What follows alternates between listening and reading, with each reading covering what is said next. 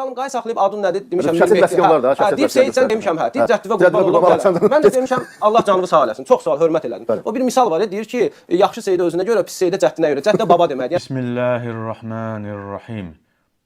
Baku TV-nin efirində səslənən cədd sözünə toxunmaq istəyirəm. Hansı ki bizim ölkəmizə yayılıb filan kəsin cəddi var, filan kəsin cəddi səni tutar, filan kəsin cəddi səni öldürər və s. Gəlin həmin bu mövzunu izləyək, sonra davam edək. Amma deyirsiniz konkret ədəbiyyat var, sənət var, sübut var, kimin Seyid olduğu bəllidir. Onda onların cəddi məsələsi də var da, belə bir anlayış. Cədd məsələsinə qısa bir məlumat verim. Bəziləri elə düşünür ki, cədd hardasa bir ruh deməkdir, qeyri-adi bir qüvvə deməkdir. Cədd ərəb dilində, ilahiyyatçılar da bilir, baba deməkdir. Bəli, cədd sözünün bir mənası baba deməkdir. Amma bizim ölkəmizdə ki, işlədilir, filan kəsin cəddi var və s. Bu, filan kəsin babası var mənasında deyil.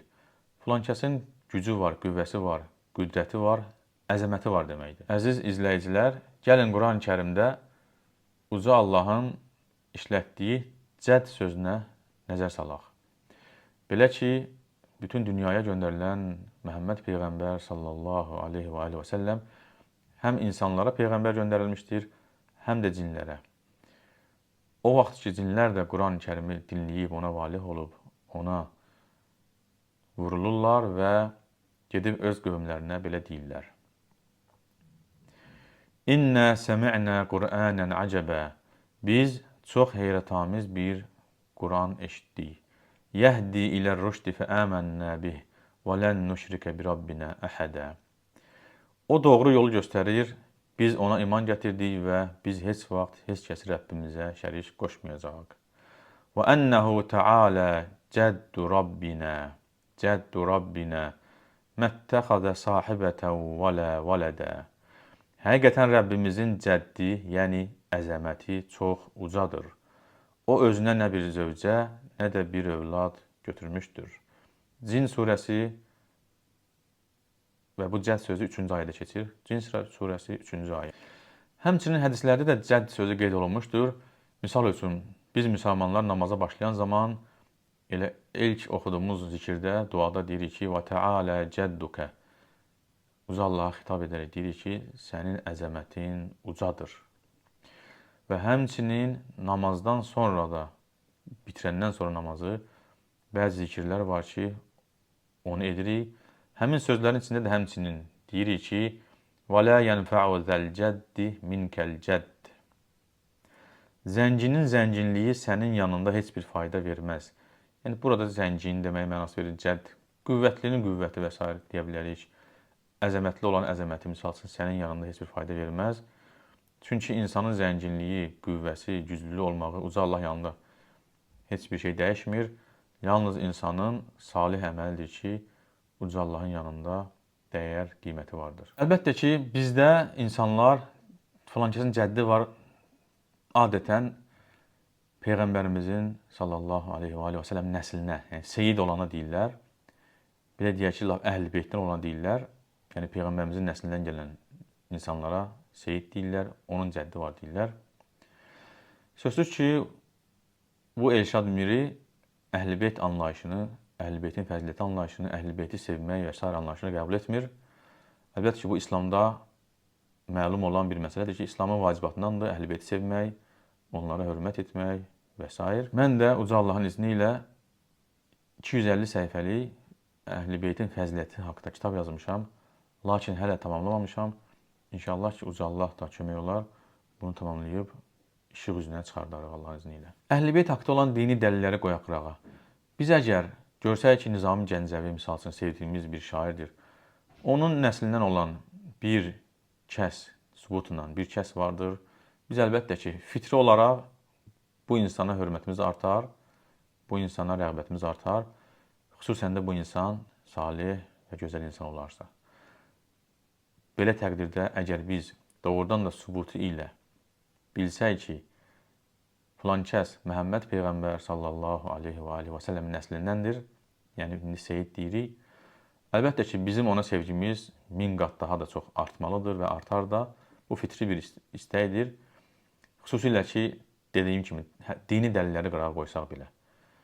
Amma təəssüflər olsun ki, Bu sübut olmalıdır.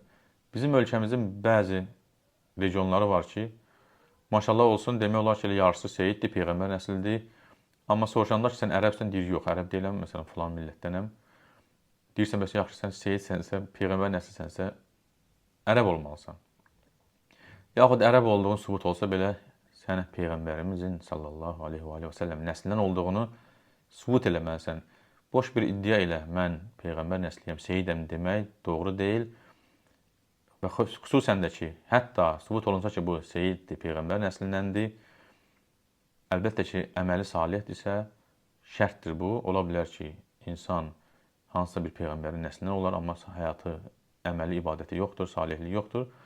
Amma salih olarsa, sözsüz ki, dediyim kimi, bu insana bizim hörmətimiz də boynumuzda vacibdir. Bizim ölkəmizdə bəzi insanların ki, deməsi ki, filankəsin cəddi var, filankəs Seyiddir, yəni cəddi var, cəddi ağırdır. Yəni o deməkdir ki, lor dili desək, ona toxunma, hətta gəlib haqqıva geçəsən ona heç eləmə, yoxsa sənə qənim olar. Əlbəttə, bunlar hamısı xurafatdır. Əgər bu insan Peyğəmbər nəslidirsə, sözsüz ki, bu insan həyatında, əməllərində biruzə verməlidir. Salih olmalıdır, ibadət eləyən olmalıdır. Lakin bəziləri vardır ki, deyir, mən Seyidəm, nəzirlər, niyazlar yığır, qurbanlar istəyir, kəsirlər bunun üçün, mən sizə şəfa verirəm, deyir, xəstələri müalicə edirəm, deyir. Amma görürsən ki, özü xəstədir, özü müalicə edə bilmir, ailəsindən kimsə xəstədir, onu müalicə edə bilmir. Əgər müalicə edirsənsə, birinci özündən başla. Yəni ki, hətta Peyğəmbər nəslindən bir kəs olsa, Seyid olsa, sübut olandan sonra belə, biz sadəcə onlara onu sevib, hörmət eləməliyik. Lakin bunun bizə şəfa verir, buna kömək istəyək, bundan xeyir dua alaq, bundan deyək ki, sənə nəzir veririk, mənim oğlumu saxla, evladımı saxla, universitetə qəbul olsun və s. Bunlar hamısı xurafatdır, uca Allah şərik qoşmaqdır. Və belələri də həyatını dəyişəndən sonra baxırsan ki, bəlkə də maşın qəzasından öldü, nədən öldü, nə qədər belələri də olmuşdur. Əgər səni qəzadan, xəta baladan qoruyursa, birinci özünü qoruyardı. Sonra da onun üzərində bir dənə qübbə tikirlər, günbəz tikirlər və deyirlər ki, bu Allah övliyasıdır, Seyiddir, filankəs ağadır, mir filankəs ağadır və gedib bunun qəbrinin üstündə qurbanlar kəsirlər, nəzirlər verirlər.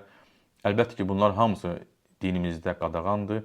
Uca Allaha şərik qoşmaqdır ki, Allah Taala bu əməli Qurani-Kərimdə yüzlərlə ayələrdə qadağan etmiş və bu əməli edən şirk etmiş sayılır və şirk edənin Uca Allah da bağışlamayacağını Qurani-Kərimdə bildirmişdir. Hələlik bu qədər. Uca Allah xalqımızı xurafatdan və şirkdən uzaq eləsin.